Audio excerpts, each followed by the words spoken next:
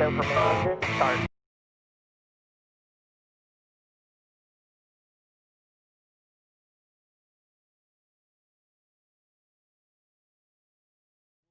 Gearhead Central. This is RealTuners Radio. Your all-motor, boosted, and nitrous-fed hour of power. Now, here's your hosts, the Reverends of RPM, the Faction of Traction, John Bewley, Scott Clark, Bill Fowler, Scott Evans, Mark Dahlquist, Mike Perduto, James Short, Tom Sewell, Brian Barnhill. This is RealTuners Radio.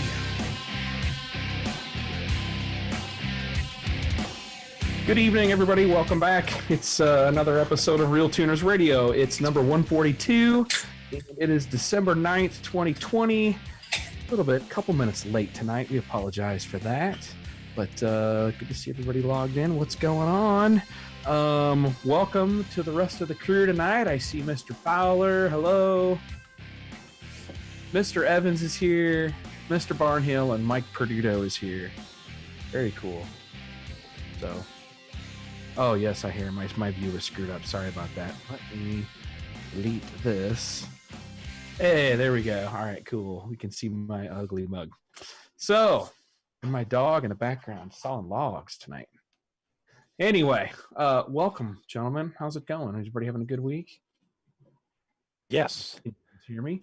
Oh, dude, so Barnhill, man, you know what we should do is play that video of the car. You were going through the gears on the dyno. Oh, man. Barnhill was Up and down. That was awesome. Cool. So, he was winging through I don't know what that is, but it was a sequential Yeah, I can actually talk about that car. There may be some more of those coming. Get ready for that and maybe share some video. You're going to have to do it this minute. But I'm trying to think let me see if I can download it. The problem is the video is only on my phone. Let me see if I can email it to myself. Share it to yourself in Facebook or something. From Facebook, it's going to be... The guy can figure out how to make the throttle blip itself automatically to downshift, right? So I'm sure you can figure out how to... I pay guys to do my media. I don't do this. I'm not doing very good. So what else? What else is going on this week? Man, it's kind of things picked back up for me personally for the remote tunes. The week before was the deadest week of the year. This week it's picked up a little bit. In fact, I may have to step out a little early or occasionally this evening. I'm helping a customer in Mexico testing tonight, getting ready for there's a big event. There's some kind of street race in Mississippi tomorrow. Street race, low prep. Sorry. But anyway, so I might have to step out for that. But it's been a busier week this week than last week, which was cool. Things seem to pick up. I don't know. I hear a lot of people are waiting on parts. Parts shipping and delays are bigger this year than they've been. And I mean, we obviously know why that is. Yeah. I can't get helmets till January. A ton of equipment isn't available till January or February. I'm still waiting on a bunch of ECUs for Black Friday. A bunch of stuff like that. That sucks. What else? Evans, what about you? Are you keeping busy? Staying alive? I'm trying to work on some electrical wiring things that I'm developing, and I'm still in prototyping, and I actually ordered some circuit boards for a few things just the other day. Hopefully they show up here in the next Are you designing your own days. PCBs for something? Did you do your own PCB design? I am, yeah. Yeah, I'm doing some fuse relay things, and I used JLC PCB or PCB way? I think it's the JLC one that I'm using. Yeah. With the Easy EDA or whatever. Yep. Yeah. That's supposed to be pretty good. I actually am Yep, I got the challenge is that there are a lot of things that I'm trying to build that, don't have real quick and easy drag and drop schematics for them. So I build it in something else. So I have the location of the holes, and then I import it, and then I pick I AutoCAD it, because I can get the AutoCAD of all the footprints of all the electronics pretty easily. And I just import that into the thing, and then it just shows up as a drawing at that point. but I can then place pads and traces and do things and make it the way it needs to be, just by basically plopping them in over top of the drawing. So hopefully soon I'll have something interesting. I'm not going to spill the beans too much in case I don't like it and I have to redo it, but I'll have some things I'm going to build, and we're using them reasonably to make priced the boards. We're using them to make the boards for our for that gas turbine engine that I keep blabbing about and boring everybody with. It won't be boring if Bonneville conditions are good next year at this time. If not, just wait. Right. But right now it's boring, but making circuit boards is kind of cool. I'm kind of impressed. The tools out there now, even versus just what was out there 6 or 7 years ago. It's impressive how they're making it easier for guys to go out and just make small production runs of things, to try things out. Yeah, and I'm planning on more fun. Planning on making these things potted, so it'll be a little case with some ear tabs on it, so you can mount it easily. Trying to keep things as compact as possible because race car guys never have space to put anything. Right. Oh, it looks like our Facebook stream might not be working. Yeah, no, it's working. It's just way behind. Oh, the Facebook one is? Is it up at all? Oh no, that's an old one. Yeah, no, it's not even up at all. Yeah, it still what about says going YouTube? live soon. I thought I saw You it. streaming? YouTube is good. YouTube's working. Jason's on the hot seat. Bring up the YouTube chat. Let's see what guys are saying there. Curious. Sorry, Facebook land. They're over there still waiting. Yeah, it doesn't show coming through on mine. That must be my screw up on Restream. Hold on, it might be my deal. Just a second. Check and Restream. Talk amongst yourselves, guys. I'll work on the Facebook one. Yeah, I got this video ready to go. Well, I guess we want to wait till. Yeah, do you know how to go ahead and share your screen? Well, yeah, if you want to wait for Facebook, I'm cool with that. Hold on. Yeah, I'll wait for Facebook. I bet we get in the next 30 seconds. Hold on. Let's see here. Restream.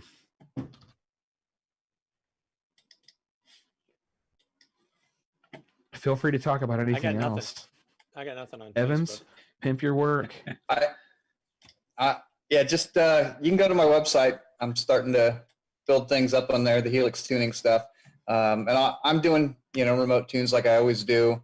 And like I said, I'm trying to do some electrical things. I'm selling injectors for Tom, so FID injectors through my site if you want them.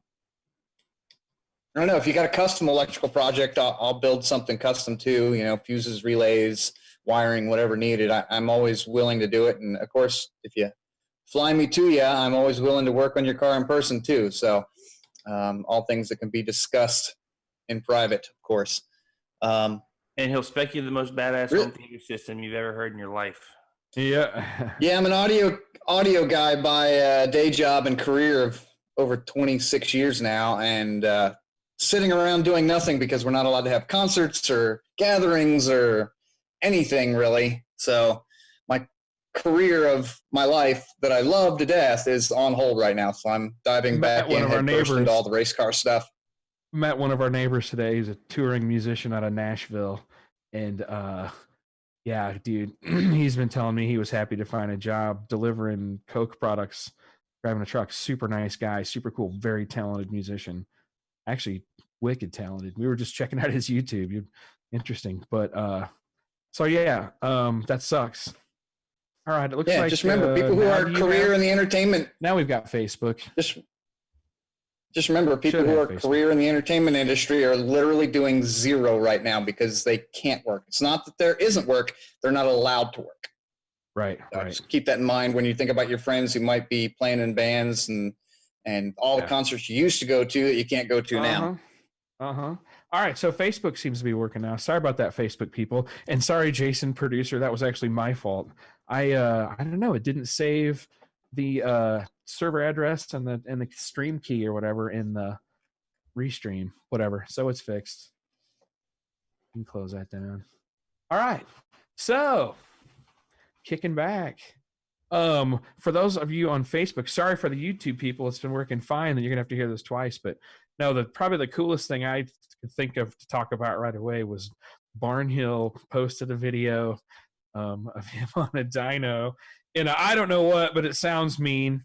and it's got Yeah. a sequential I mean, transmission they're where like- he's going through the gears up and down with a sequential trans and something that's pretty gnarly. But tell us about it. Yeah, so these are this particular car. It's called a Geneta G55a. It's basically Geneta's a small sports car race car manufacturer out of the UK that we have a relationship with. As one of the guys I work with is the motorsports director for TMI AutoWorks in Geneta, who makes the Ariel Atom, and they bring the Geneta and service the Genetas in the US, and they actually do the Got it. final assembly. So all the Genetas are kind of bespoke race cars. So they make everything from a 1,800-pound, 1.8-liter, 100-horsepower car that they call their Junior, that's specifically built for 14 to 17-year-olds as a stepping stone, up through their GTA class cars. So if anyone follows road racing, Le Mans GT class cars, GTA, SRO. So they're a sort of bespoke car, but they're not quite a prototype car, and they actually make prototypes. I'm hoping we get one of those to do some fun stuff with. I said it as a joke, and then it was like, oh yeah, one of those is on the way in January to the US, so I think it needs to come up here for tune verification. So on Oh, this hell yeah. particular car, Tune verification. this That's is pretty cool because you don't even have to tune it. testing and tune I'm verification. just gonna beat the shit out of this Yeah, and tell you that your tuner sucks. Well, pretty much what it is these are all tuned on UK pump fuel or something they have over here. And every time we mention anything to do with ethanol, oh, these cars can't run on ethanol. I was like, we've got 10% on our gas. It's fine. So there was this issue with one car that was tuned really poorly, and they blamed it on US fuel. So now tune verification and retuning and checking stuff. And there's a lot of other stuff that comes along with it. In this particular car, we were having a shift issue. So we made some parts. We needed to do some tune verification. So like, hey, put this car on the dyno, go test the shifter.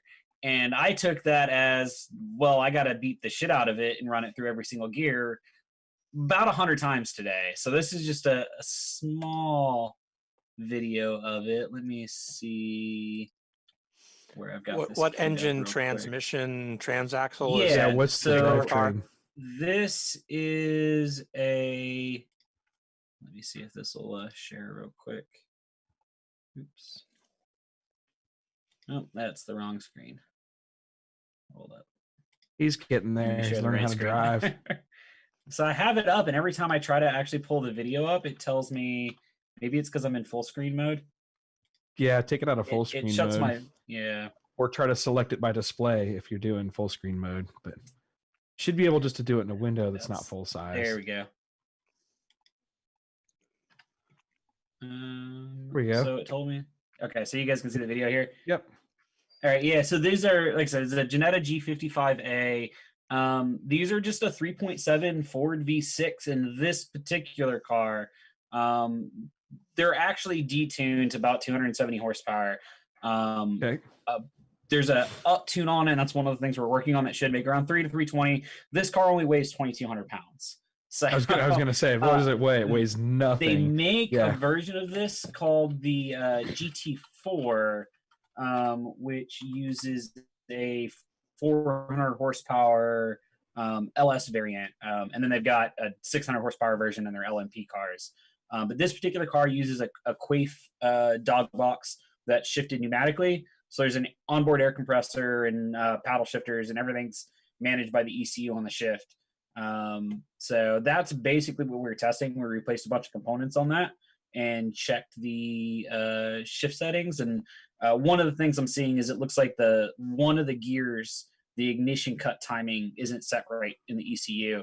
And when our test drivers were driving it, they noted a harsh shift, and we fixed that. But I noted a difference on one particular gear select. But I can kind of play through here. So Did you make it changes? not right now. We were just trying to test stuff. So we've got to go back. I guess I'll talk about that in a minute. Do we get the audio with that? Is the audio coming through? No, I don't hear any audio. Is there a hold on? Yeah, it's kind of useless without audio. Right. There Well, it is. I think. There, yeah. There. Is that me? No, you might have to hold your mic up to your speaker or something. Well, I have headphones on, so Oh, here you. let me see here. That might be the problem because it plays through my headphones instead of. Oh, that's because your Ring output Central. setting is doing that. Yeah, is there a way to Right. change that in Ring Central? There's a way to change your microphone input. You would have to change, but you need virtual cables. I don't think he's ready to do that. Yeah, no, I keep meaning to Can do we something do- better on my stream setup, but here, let me see if I thought the Ring Central just played that stuff whenever you screen shared. I guess I thought it did. I thought it played audio. oh, hold on, here we go. I got it. Let's see if this is better. Although if you guys talk, let's see. There it is. Hey, there we go. All right. And nobody talks.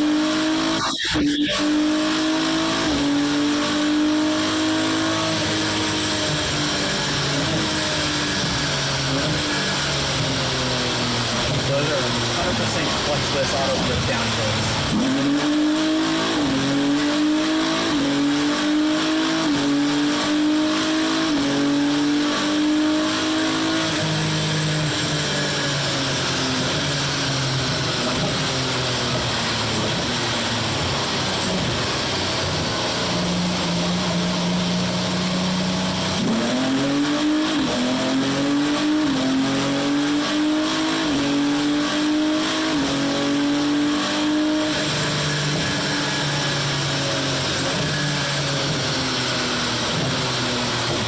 Pretty much 3 minutes of that, but that was actually about 2 hours of that today. Let me actually, I can't hear anything. Give me a second, guys. Quick question for you, Brian. Oh, there you go. Is that a this drive-by-wire one of those- throttle? Yes, yeah. So that's drive-by-wire throttle. So it's blipping up for the downshifts like you would on a motorcycle, no clutching. Yeah. That's so fucking awesome. the only time I touch the clutch in that car is to get it rolling. Wow. To get rolling or to stop. So it's it doesn't have an automatic clutch like some of the F1 DCGs or something have, or the Lamborghinis, but it does auto blip downshift, and it's full clutchless upshifting. Part of the reason we were doing this is we did some testing yesterday, and like an idiot, none of us got video. But I'm looking at it, and I was noting that we were having a hard time getting the gearbox up to temp, and that was so part of the reason all of this takes forever is I have to collect all this data, and then it's a bunch of back and forth with the engineers in the UK who are very, very protective of everything in the car. Understandable to an extent, but there's times where like, hey guys, we just want to make this change. So it's back to the aerial stuff, being an OEM engineer. Every single change has to be signed off by every single person before we can touch anything. Because these are actually the development cars that technically this particular car, even though there's other Genetas over here, aren't quite the same. This is the first spec built to this class that wasn't sort of bastardized version of the car. So we can't touch anything until we all go through the data. So what we wanted to do was get the gearbox temp up at least into the 170, 180 degree range, and check if the shift behavior changed. When the transmission's cold, not unexpectedly, it shifts pretty rough. So we're just trying to, basically I just beat the crap out of the car until I could get temp up, and every 20 degrees we do a set of polls and pull more data. So we just had a bunch of data for everybody to go through. So Is this for one of those? Is this Go for ahead. one of those classes where it's like a horsepower limited class? You can't make over a certain number. So there's a target for that. So there's a couple ways. So yeah, SRO has limitations on that, a horsepower to weight. There's actually a spec series made for these cars as well, but that's one of the conversations we've had is it's hard to do spec series in the US a lot of times because we spend these are $100,000 for this particular trim of the car, which, most of the guys we're targeting are guys that would otherwise go out and buy a GT3 RS, a GT2, a street car. That's a lot of money and is really hard on consumables. The idea here is this is a really fast, really fun car that's actually drivable for these guys and has some ability to turn the power up, but in the classes they want to race in, it's a very drivable car while still being extremely competitive and fast. We actually, Jalopnik and Road and Track did some reviews of these cars where they're just flying past 911 turbo and stuff like that out at New Jersey Motorsports Park. But yeah, we're trying to figure out where they fall, working with NASA and SCCA and stuff like that to make sure that we've got a good class for them, and to figure out what we might have to do with ballast and tuning to get them to fit and be competitive in a couple other classes. Because if I buy a $100,000 race car, I want to be able to race it whenever I can. So does that mean you buy one of those, or you buy a GT2 RS? yeah, well, I mean, GT2 RS is what, not 100,000. I 250,000, understand. 300.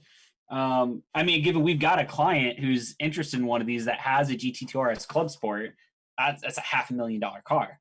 And one of his complaints with that car is that he's like, I didn't think about consumables.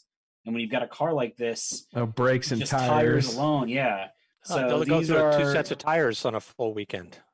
Yeah, so these cars have done 3 track days or so. They would just run a street tire in the class. Now, you know, you start running some other classes and you start putting slicks and stuff on them and you start heat cycling them. But that's one of the points of limiting the power to around 300 horsepower is it doesn't weigh that much. So 300 horsepower is still quick, but it's not going to kill you on consumables. So it's a really nice Miata that drives way nicer. Yes, Pro Stock John has a good question queued up in YouTube, but I'll wait. Got time. So anyway, that seems cool. So you were making changes? You got to make changes? Not today. Just recommended? So basically I get to what they recommend need. changes and look at data, and it's still kind of one of those, this particular car on this relationship is a little new with the guys in Geneta. Sure. So we're kind of Sure. using our experience with Ariel to, we have some testing with them to get comfortable, and then kind of open up our ability to kind of operate on our own as well. Because part of the reason these are here is they've been in the US for a little while, but there's no support for them. And you buy a $100,000 race car, and you think of the guys that are buying these cars, they don't want to have to wait on someone in the UK to get back to them. They don't want to have to, you know, have someone to go back and forth with someone in the UK to figure out how to work on these cars. So the point is to have support in the US for these, both technical support, race support Sure. programs and stuff like that. You get to be the first feet on the ground. Yeah, Assuming exactly. you want to be. Yeah. So, all right. Subject change. You see the I had question? one You last guys question all for Brian. I was just Go curious ahead. about when you're running something like that on the dyno with a DSG or something. Normally on a dyno, I'm always used to lots of acceleration and then just let it come down, you know, be very careful about all that stuff. And, you know, Yes. you're clicking off the downshifts and I'm like, it's going to jump So off the I'm, dyno. I'm dragging the brake on the dyno the whole time, and depending on the dyno, like on my dyno dynamics, I'll script decel. But because the rollers are so light, I can actually jump on the brakes on my car and stuff like that. That car will downshift way more aggressive than that. So like I'm still being mindful of it, but I will only downshift while the dyno brake is also on. Okay. I figured there had to be something just to manage that, you know, because that's not normal stuff. And I was tempted to tell people, don't try this at home. Or yeah, I guess that's a good point. Definitely don't just start clicking down through gears, especially on a big inertia dyno. Because you still got that drum moving pretty quick. So yeah, the first time I did it, I was completely letting the drum almost stall the car. So I just kind of knew where it would downshift.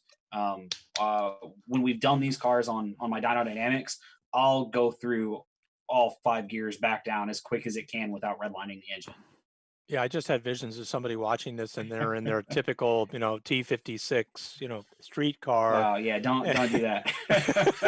That's a good point. Yeah. Even on this car, I would have to. You saw it move a little bit at the end. After this particular session, I got out and checked all the straps again because it'll still rattle the straps loose. Oh yeah, it was moving around pretty good. Yeah. And there were a bunch of extra cat straps and stuff on this car. So did everybody probably saw on Facebook the JJ from Street Outlaws trailer fire, which sucks horribly. That that was the question. And our buddy Pro Stock John, he's up in Chicago area, said, Scott, how about the panel's opinion on the trailer fires? Could that be caused by batteries? And I see Evans already made his reply. He said, Pro Stock John, I mean, fire has to come from somewhere. Trailers don't just spontaneously combust unless somebody has a meth lab on wheels. I thought that was funny. Sorry. That's possible. No. No. Did the trailer catch fire while it was driving? I kind of saw some details. But Yeah, they had a fire while driving apparently down the highway and pulled over. But my thought on that is those batteries are only dangerous if they're being charged or discharged above certain rates that are really fast. So, like, I have a hard time believing it's just the batteries that went bad versus probably some wiring issues or installation issues. So far more likely. I bet installation issue and it dead shorted and sparked and melted something. Are they running, especially if they're running lithium ion or LiPo-Fe batteries? I believe they're running lithium ion phosphate. Yep. So typically when those batteries go bad, the cells themselves typically aren't bad. The problem was the charging circuit went bad. Which could short things out. Yep. So, but they could short things out the way the charging circuits. Yeah. If those go bad, the charging circuit going bad can damage the cells. The cell can explode. They can short. And if they're constantly getting backfed from vehicle wiring and you've got this short, 100%. Right. The batteries. So in simple drag racer speak, he's saying that it could be the cheaper manufacturer or the design of these batteries could actually cause a short internally. Yes, because they have a battery management system or some electronics that do actually conduct, have semiconductors between the power and the grounds, that if things go wrong, there's a physical contact path there. I think Jay Blanchard just mentioned it too. It's possible. I've seen guys ignore also wheel bearing fires.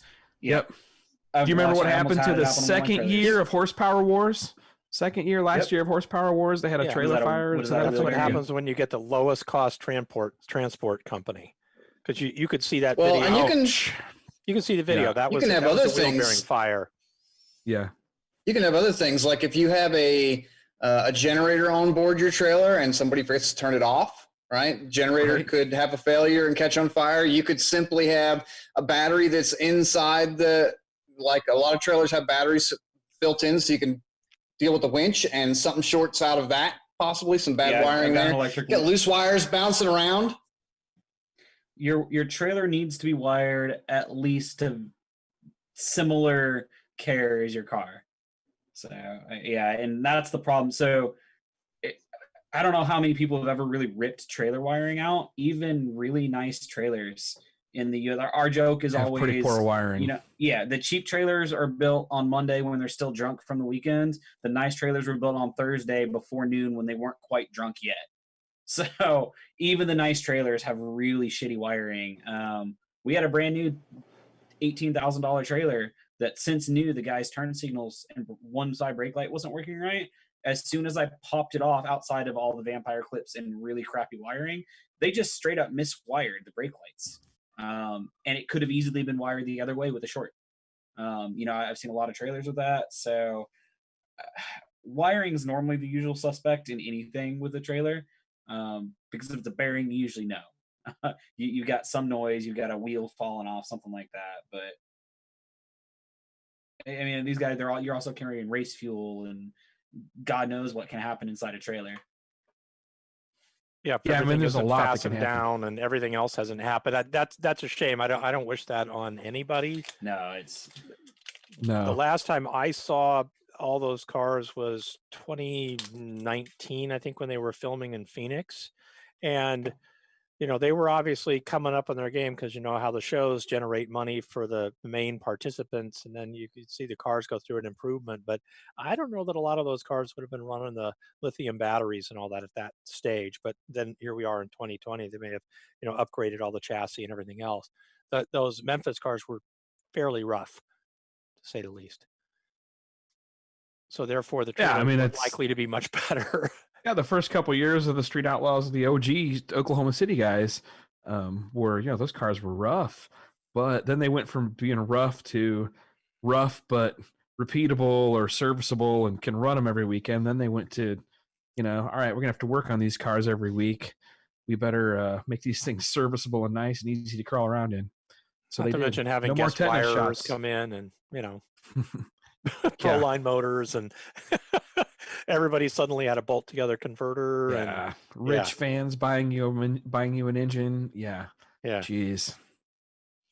How do I get mean, that's that? I need nice. that.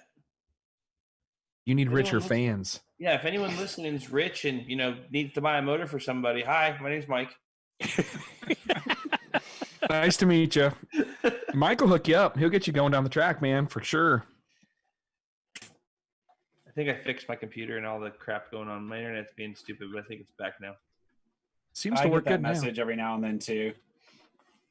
I went out and unplugged the router and plugged it back in. Here we are. When in doubt. Hey, Brian, Jerry 3567 wrote this, but we talked to this. We didn't quite get there. So are there safety protocols associated with running the lithium batteries in cars, or God knows, in a trailer, or the car in the trailer? now. No, it's the wild, wild west. No? Okay. I just I mean, It really is kind of the battery wild, wild west. I'm just looking at like. There's a lot of really there's a lot of companies out there, like they've exploded so much, and it's real easy to build your own battery. And we've talked about this off air before, but we've talked about what it takes. And, that was our conversation, is just, make sure you understand what you're doing. And the problem is there's a lot of guys that are like, oh, you just buy these A123 cells and you throw this circuit board on them and call it good. Well, the problem is there's guys that are just buying these knockoff circuit boards. They're not testing their product. And this is what can happen. So one is just, make sure you've got a good product. And I understand that Braille batteries are expensive. Anti-gravity batteries are expensive. But I've had zero problems with them. The rest of your wiring, any other issues, if you're going to have a short and it's going to damage your battery. So making sure that making sure the rest of your wiring is good. Always have a way to completely shut power off to everything. That's always a big one. I see so many shady kill switches. And I know I probably disagree with even the NHRA on the way to do that. They don't like the kill switches I use. So just using a good product and minding your wiring, the stuff you should be doing already, is a big part to me. And just, tie your batteries down. Zip ties don't count as a tie down. Make sure that your battery terminals are isolated. I'm not talking about a rubber boot that kind of sits over it that lets you pass through tech when the guy doesn't really care. But, prevent shorts and just prevent any kind of damage. I guess what I should say should be normal common sense, but, don't half-ass anything to do with your electrical system.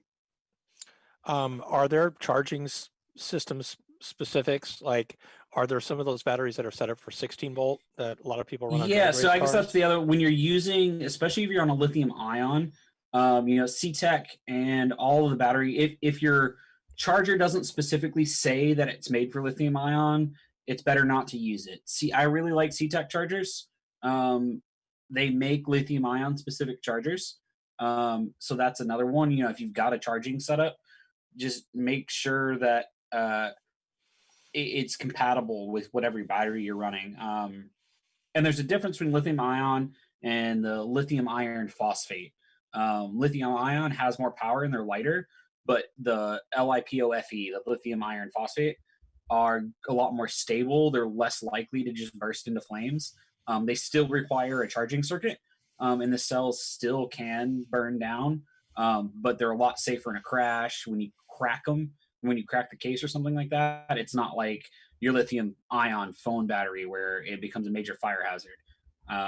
So understanding what the different batteries are as well, I would recommend an LiPoFe over a straight lithium battery. And that's how the anti-gravity and Braille batteries are LiPoFe typically. Lithium ion phosphate. Lithium iron phosphate. Okay. And you might have talked about it while I was facing computer issues. You basically can't put those out if they catch on fire, right? You just And I know the first NHA training I went to was put it over on the side and just walk away from it and let it do its thing. Yeah, pretty much. The lithium ion, especially the LiPFO, technically, or LiFePO. I believe I'm trying to remember if there's a way to smother the flames on those.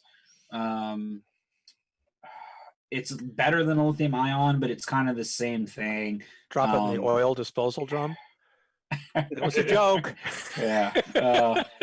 So with the lithium fire, it's a chemical fire. So there is no easy way to put it out. Like it'll burn in outer space because it's a chemical reaction strictly. The only thing you can do is dilute the chemicals or wait till it burns itself out. Yeah, like you can manage it. So try to smother it and dilute it. And that's really it. You can't straight put it out. You can manage it and prevent other things from burning. But yeah, I would honestly, in anybody that doesn't really understand batteries, I would run the lithium iron phosphate. It's going to be LiFePO4, LiFePO typically. Even if you puncture one of the cells, they're not going to catch fire. If you do that to your cell phone, chances are your cell phone's going to catch fire. But the LiPOFEs are going to be a lot more stable and a lot easier to deal with. And as long as you're running and make it, the one thing on those is they're a lot more sensitive to, you need to have a 12 volt or a 16 volt. If you put a 12 volt battery in a 16 volt system, you're going to have a bad time. And if you're going to put them on your charging circuit, just make sure that they're hooked up normally with a 12 volt DC or whatever your voltage your battery is rated for. And that you're just not overcharging them. The internal circuit should keep them from overcharging from anything your alternator would do. But if you've got, you bought your battery for $100 and everybody else wanted $500, chances are that your board's not as good, and that $400 savings isn't going to look as nice when your shit's on fire. Wow, this has been fun and educational and slightly horrifying. Last dumb question from me. Does this mean you also have to have an alternator if you're running an alternator, like for street cars, that's compatible with all this stuff? No. So the on the LiPOFEs, no. The lithium, and same thing on the lithium ion. If it's rated for it, the circuit board that may manage the charging is supposed to manage all of that. As far as the charge discharge rate, that's really the thing that gets you, is that if that charging circuit fails, it lets the battery discharge all at once, and vice versa. It lets them overcharge. And on lithium ions, they get real hot and explode real fast. The LiFePO can still get hot and can still cause a fire, but they're a lot less of an issue with that. You can run them with an alternator or without. All my bikes have LiFePO batteries in them, and they have zero other changes other than to change the other Italian parts that normally catch on fire. And that's regardless of what battery you run. So the kindergartners have a song for that. It's LiFePO, LiFePO, LiFePO. Lithium iron phosphate. Isn't that what people call it? Or LiPo? Well, so LiPo and lithium iron phosphate are different. So LiPo is LiPo, what we typically call the batteries in your cell phone. They use them a lot of RC cars, stuff like that. The lithium iron phosphate is the LiFePO4. It's a more balanced chemical reaction, I guess, that's not going to explode like lithium ion. So someone whose name on the YouTube, it looks like iceberg, but it's not, says lithium, they can't be charged in freezing temperatures. I have no idea. So this just gets better and better. It's been a year since we evolved into PRI, because no PRI this year, but there were a bunch of those guys at PRI, and it was like, huh, that's cool. Look how light that is. But, at that point, it was like, I have no idea. So I didn't buy one. Ooh, well, they're definitely all the rage. Oh, no doubt. In fact, it's tempting to DIY those and make them yourself, to be quite honest with you. Because I'm pretty sure that's what a lot of these manufacturers are doing. These are small production, probably hand-ish made. And hopefully which means tested you could well. buy all the cases and all the parts and everything probably by now on eBay or something worse. Yep, And you can on Amazon and different places. But there's a couple of really good YouTube channels on putting together your own battery banks to build your own Tesla wall or your own, power Dude, supply. you guys got at me home. looking out. I was researching that. I literally researched till I was cross-eyed. Yeah, same here, dude. I want to try to make one of those little mini refrigerators run on a couple of deep cycle 12-volt batteries and a couple of solar panels. Like you can supposedly do it. Guys in Alaska do this. They run a mini fridge on a, it's about $800 or $900 worth of stuff though to do it right. But besides so that the you can fridge spend is like $900 $60 to run a mini fridge. Pretty much. But hey, what happens if shit hits the fan and your power goes out? Then of You course, mean like in California every fourth day when the winds are blowing? Right. Right. Right. No, we're race car people. We're not the most intelligent of people, if you haven't realized yet. But every fucking one of us has a generator. Damn straight. Sorry. Sorry, I'm cursing bad. Yeah, but does everybody have a 400 kilowatt diesel? Anyway. No. Just 20. Oh. It's 20 and it's natural gas, okay? Yeah, I gotcha. So we have, I think, beat the battery topic to death. I have a question that came up offline, and John Bewley was kind enough to kind of answer it for me, but I was astounded at this. So one of the guys that posts on our RealTuners page had asked about what was the proper kind of line to run pressurized oil into the shaft for an LS shaft rocker system. And I was sort of taken aback because I'm like, why do you have to run pressurized oil into the shaft of an LS shaft rocker system? And so this in turn turned out to be a lot of disparaging remarks about a particular manufacturer, which shall remain nameless. But that something about shaft metallurgy and other stuff actually required oil to be pressurized into the shaft, let alone whatever comes through the push rods. And I'm sitting here being a dumbass. I don't know about LSs, assuming that they lubricate through the push rods because it's a cam and block engine, and would lubricate the shaft rockers that way. Am I just totally off base? And have you guys heard of such a thing? So the majority, how do I word this? The majority of your LS guys are going to run stock rockers. It's kind of, we haven't found another rocker that does anything better. So my experience is limited to mostly stock rockers or Jessel shaft mounts, which don't have this. That was kind of, when you posted that, I was like, I had never seen that before. I know BTR just launched a shaft mount using the stock rocker arms, and it does not require you to charge oil to it. So I think that's going to be specifically that manufacturer's part, but I don't think you're going to see maybe 1 or 5 people running it. It'll be a very limited number of people that actually use that. Yeah, it's limited entirely to them. And I remember the first time I saw it, it was literally, I was working with the team that was sponsored by them. And I was like, oh, we could use these rockers. This seems pointless. Let's just use the stock ones. So I don't know if I've ever personally come across an engine with those in them. Stock rockers, some billet rocker rails, they're going to go real far. Really, really far. Yep. I am interested in the shaft rocker system from BTR, but... Well, I mention it because I feel like it's the old school muscle car guy. Oh, must have shaft rocker. But right, yeah. At the same point, yes, I've made 900 horsepower on rockers with just trunnion upgrades.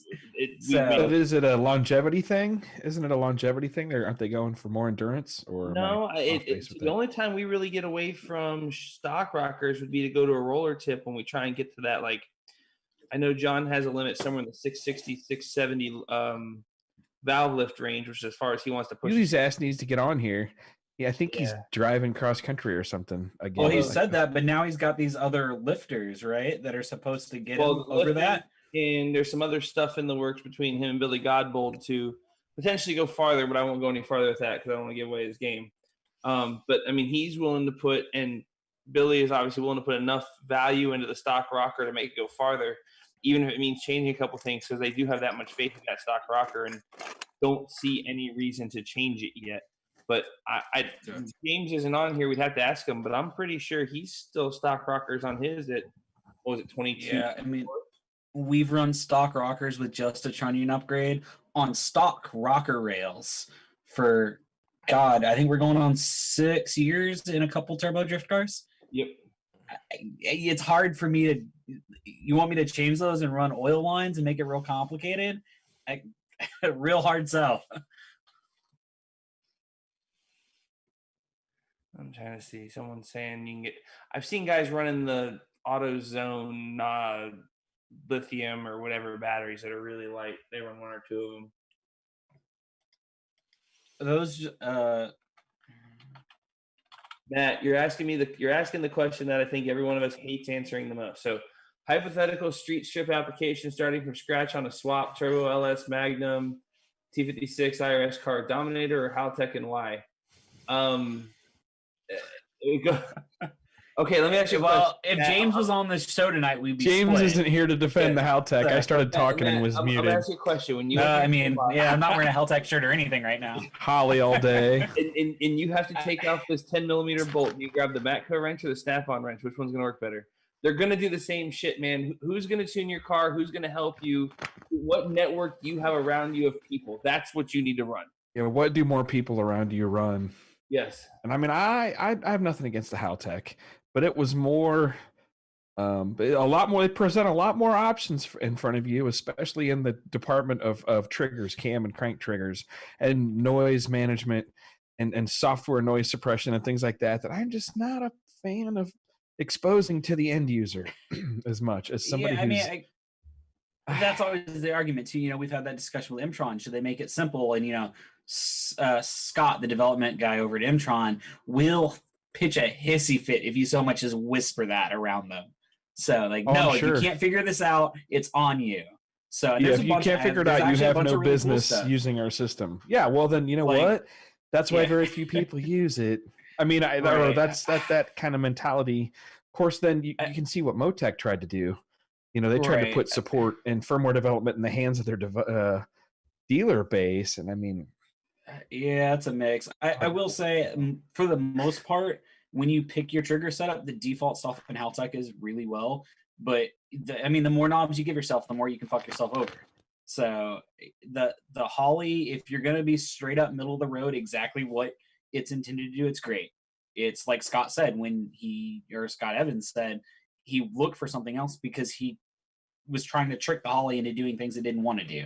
So, and I've always said, I understand why Holly is as popular as it is. I'm putting a Haltech on my GTO. It's on the way now, but I understand. I sell Holly. There's a reason I do, and I understand why guys use it. You know, if you're not comfortable tuning on a system or your tuner isn't, then why buy anything other than what they want? Unless they tell you to get a shitty ECU, then you need a new tuner. But yeah, that's I always hate saying that. And someone's I knew someone was gonna say it. I knew. Yeah, it's either will work. I mean, we got to do something about this tuner shame, but don't tell me we haven't all done it early in our career. But now more and more people are becoming tuners and professional tuners, and they're closed loop cowboys. I am making the closed loop cowboys. For sure. But at the same time, I mean, the tuner shame out there is hilarious. Everybody just quickly jumps on every broken part on an engine is the tuner's fault. Yeah. It's not posts on Facebook. What? Sorry. My valve spring broke. The tuner.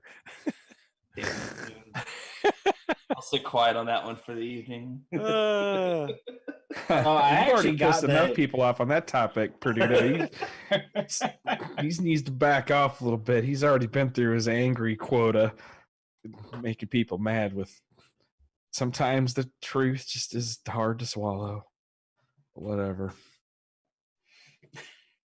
I'm not sure I know who King Fleck is, but he's asking funny questions, so it's being. Fleck he's kind of a clown. I think from the Philly or the Northeast area. He's a funny guy though. I like. He is a funny guy.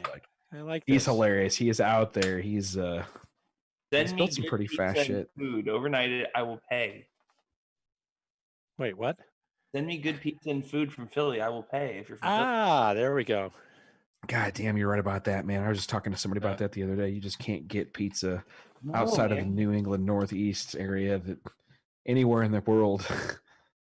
They say it's the crappy water makes the dough good. That's an interesting Whatever. statement. I'll bring you to the pizza place we like local. You tell me if it's not good. I'll just leave it at that. No. I mean, I'm sure there's a killer pizza there or Well, whatever, but if it can in New mimic England, the New you've York, got a fold it up pizza and drain the Greek grease pizza out. shop on Yeah, look, every I have corner, a good. so. I have a good pizza here. You know, there's a place we go to that has a good pizza, but it's not Northeast. It's not a Chicago, or it's not a New York pizza, man. No. It's not. No, it's not like going to any number of those places in Manhattan and just walking in and getting a slice. Yeah, and every folding it street up and corner in sticking it your Manhattan face. has Yeah, these things. I know. Yeah, and you drip it off or sop it up with your napkin, and then you fold it up, and then you grub it. And it's good, man. Yep. Sorry, I'm fat, so I like the pizza. I'm looking around the video here of the host feed, and we've got Brian who's in shape, and we got Scott Evans who's in shape. Oh, fuck off. That's right. and then there's Clark and Perduto and me, and She's it's like, got me on a diet too. Oh, there goes my camera. well, I thought you were. Aren't you back to growing your own vegetables in that cave or something? Not yet. I'm trying to get that going, but I bet that ends up being in the dead of winter when it's cold. We'll start doing that again. But it's Good thing fun. Evans can't talk right now because the comment he just made, we'd have a fight. Is he muted? What did he say? He says he thinks New York pizza is crap. Pizza the Hut, Jesse Coburn. Evans, you're retarded. Your pizza is awesome. Of course, well, I don't know. Evans might like Chicago. If you're a Chicago style pizza guy and you started off on that, then New York pizza is probably crap. First off, that's not pizza. No. So I mean, in bring Chicago, it's like pie. a cake. Who was the one night show? The whole pizza thing. We call this deep dish pizza. We call this whatever kind of pizza. And he goes, here in New York, we call this pizza. You guys can have your own shit. This is pizza. No, Emo's has got good pizza. Corey Columbaugh was talking about that. Emo's in St. Louis is an interesting chain. It's got a kind of a unique thin crust pizza there. But man, I don't know if you know Kobe Shabtai or however you pronounce his last name. That guy's the pizza connoisseur of the New York, like. You know, it's like Queens is different from Long Island and Manhattan. It's, you know, but it's like all got the same crappy water. It's been through somebody's bladder 300 times for 200 years and filtered or whatever. But we don't have room for actual like reservoirs and stuff. What are you talking about? I don't know, man. It seems weird, but I mean, for me, as an outsider, we always flew. I spent a lot of time in Manhattan for a job that I worked on in a career before this one. And so, you know, it was always like Bill says, the way he described it was exactly how I remembered it. You just walking down the busy street corners and lots going on, but there's a pizza place tucked up, you know, a hole in the wall every 20 feet. And every one of them's got kick-ass, you know, single slice pizza, sell it by the slice. Yeah, every fourth one is original Ray's, and then everything else, you know, you never know what you're going to get from there. But right. Nevertheless, if I'm going to New York and I'm going to go have a pie or something, I'm going to call Frank Romano and we're going to go out and have a big time. So yeah, Frank. Yeah, Drag Week, Frank Romano. Those guys are badass. Yeah, we forgot. Those were the guys that drove their shit through Manhattan, didn't they, or something? Yep. In Drag Week cars. And Alana Scher did an article on it. That was a pretty cool thing. I think there's a video, but there was an article written on it. One of the better covers, hot rod covers in the last decade was that particular cover. Right, right. And that's a silver Tri-5 Chevy. Is that right? Yeah, well, Frank's is a 55, and oh shit, I'm having brain damage here. The 56 that was supercharged and then converted to turbos and is now run a 6. And tall guy, awesome dude, and I can't remember his name. I am so embarrassed, but it's all right. He's probably not. Anyway, listening. that's the red and white one. So shoot, it'll come to me in the next 20 minutes or so because that's about how my brain works anymore. But all right, so now we've offended on pizza and who makes the best pizza and where that is. So that's why we never followed up on the Lady Gaga car enthusiast thing. Tried to get her on the show. And shit, we need to do that. You know, who can I? Who were we talking? So I need to talk to Steve Licht at Full Throttle, and that guy listens sometimes too. But he's the one that tuned that car. I need to pull a favor with them or something. All right, that's on me. Because I wanted to see if we could get him to get the You would think either her Evans people or knows her on somebody who here. has a way or something. Come on. We could get Right. Lady Gaga. I was going to say we should get the bourbon junkies on here, but that's a different kind of conversation. So long story short, you gotta pay because they're full of production people who take care of all their affairs because they are very busy in their personal lives and all the promo things they do. So unless you're willing to pay for it, you're probably not getting it unless you're already like really, really good personal friends with that person. Right, which was what Pretty I was normal hoping thing in my the buddy music industry. Steve was. the I was phrase, hoping Steve unless worked at you're Full Throttle. you're going to have to pay for it unless you're already getting it, covers a world of topics, doesn't it? Yeah, I reached out to about 15 of my friends who I consider to be really, really good friends that have all worked reasonably close, and they all basically said no. It's all through her management. You can't. She doesn't do any personal favors unless you're like her buddy that she goes out with every night. You know. Yeah, but I bet she's got a guy that's a friend of hers that's taking care of the car, the fleet of cars. She's got somebody managing I'm the sure. fleet of cars. She'd be like, "Hey, there's a bunch of gearheads that want to I just talk don't to know you that for like guy. 20 minutes." Unless Yeah, you're stroking no Joe problem. Biden. I'll ask Steve if he's got a hookup on that. I did not follow up on that either, but let's talk to everybody knows Steve at Full Throttle. He does remote tunes. He's a Holly guy. We've done 2 classes at his shop, and super cool guys up there. Him and his dad. They're Grand National guys. They're like the biggest Grand National parts supplier and tuners left in Detroit. Kick-ass Detroit time. They have a good pizza joint down the street from their shop. But anyway, so I need to talk to Steve. If you're out there, or somebody tag him. He's listening. He listens every now and then, I know. This good guy, dude, and I want to see if he can like pull some strings or something. Would be funny. I just want to hear from this that she has an interesting collection of cars, and the rumor is that she, picks what she wants. So I'm just. Well, I mean, she has an all original W158 Mercedes parked next to a new Rolls Royce. Like that's a swing right there, man. Like. Yeah, that's a huge. And then she has what looks the to be same guy doesn't usually have those 2 cars. Maybe if he's keeping running a museum. The original 78 Bronco next to them. It's like not lifted, not nothing, just stock 78 Bronco. This is a good question for you, Scott. So in most all aftermarket PCMs, injector opening angle is based on crank position. Why aren't aftermarket PCMs that support VCT using intake cam position? 50 degree of swing seems like it would affect it. Would the swing, I'm sorry, is he asking if the VCT swing affect the cam position sensor? I think what he's asking. Usually those kind of systems aren't using the cam sensor when the engine's running. Yes. He's asking if you should move injector angle based on the movement of the VCT. Oh, you know what? Get it on an engine dyno and find out is my answer, because that's not something that a guy can just say. Get it on an engine dyno and find out. Every time we've tried to come up with math or a generic application for that, and then we get on the engine dyno and we start playing with phasing. I was just thinking that the other day. We were doing that with Brett Willett from Willett Run in Texas. And last time I was on the engine dyno, it's been like 4 months since we've been on the engine dyno. It sucks. That activity has slowed down too. We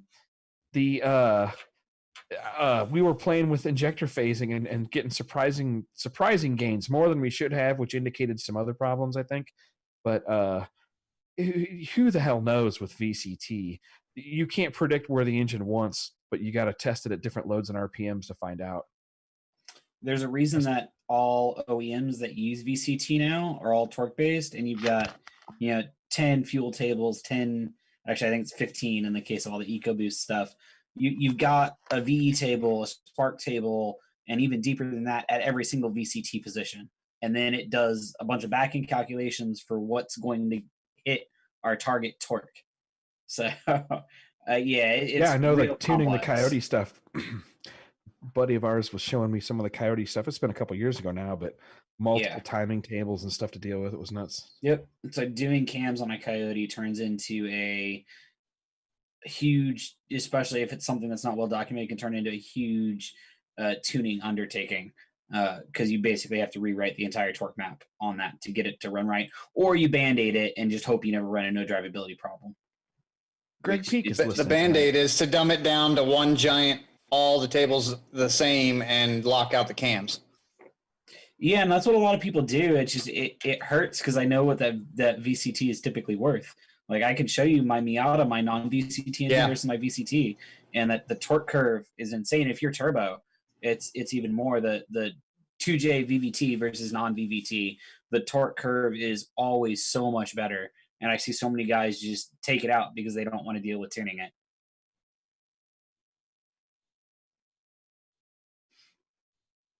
There's some good questions coming in on YouTube. So we got here. lots of good tech questions now. So all of a sudden here. Yep. One of the universal questions that we hear all the time that we always tell people, VE or pounds per hour, which is better to tune? The simplest answer is use the VE version, because in pounds per hour, it'll look smooth, but the numbers don't usually match up properly. And with VE, all the math is done in the background, and 50% at 1,000 and 50% at 2,000, it automatically knows the difference it needs to put in is double at that point because of the difference in RPM. If you're doing pounds per hour and you have the same VE at both spots, it should be double the amount once you go up double the RPM. And if it doesn't, then it's not right. Most people don't understand the math in their head, and so they look at it and they see physically nice and smooth, but if you convert it to VE, it looks like garbage. And you'll see weird numbers in your table with some ECUs. If you like, we're talking Holly at this point because this is the one that does it the most. If you build a table and you look at your bottom row, very, very bottom row, when you convert to VE, that number will be just jacked beyond, like, it'll say like 475 or 900%. It'll say stupid numbers in there that are physically impossible to do. But if you put it in VE mode and you put in low numbers like 20 and 30 down there, like it should be realistically, if you look at it in pounds per hour, you'll see tiny minuscule numbers, which are really correct numbers for that, not the numbers that most people end up with when they start tuning in a pounds per hour table. You bought a computer. They're way better at you than doing math. Let your computer do the math. Oh, shit. Jonathan from ProTree is on there talking Jonathan's performance. Sorry, Jonathan. Didn't realize that was you. Very familiar with the stock Coyote tuning. One of the better ones is listening tonight. Yeah. I suppose if you really wanted to get crazy and you could do it in a Haltech, a Motec, an Mtron, you could make an injector angle versus VCT to move it. There might be some gains there. I mean, I just don't know. I don't think it would be an easy. I don't think you could say an equation that, oh, well. That's a lot of steady state testing, but you might be able to just map a few points and get an idea where it wants to be in the ballpark. I would map. I would start by picking, 5 cam positions and testing them and test the injector angle on each. That's the kind of stuff that might be what you Dahlquist need to would do. Yeah, that's the kind of stuff you assign Dahlquist to do, and he'll get it done. I don't think it's going to be you want to target X degrees before intake valve event, because I think that would still leave power on the board. I think you'd have to do a injector angle versus intake cam position table, and then empirically tune enough points to get a good table there. Scott Clark, didn't you spend a little bit of time with Kazi and the guys at BES when the one and only year they allowed the 4-valve mod motors at Engine Masters? Yeah. In fact, I mean, I don't want to say it was lucky, but Tony Bischoff's guy was in the hospital, got sick right before the Engine Masters, like a month before. And their tuner, Richie, a super cool guy, if you know BES, fucking awesome tuner, really, really top-notch guy, got sick, and I got the call and showed up with an MS3 gold box of all things. They liked the idea of the closed-loop O2 correction, but I got to tune they did both their late model Hemi, which is really Brad Nagel's engine, and they did the mod motor, with I forget which intake Bischoff ran. Bischoff made the most peak horsepower by far. Like, he made 15 or 20 more horsepower than anybody else, but he didn't.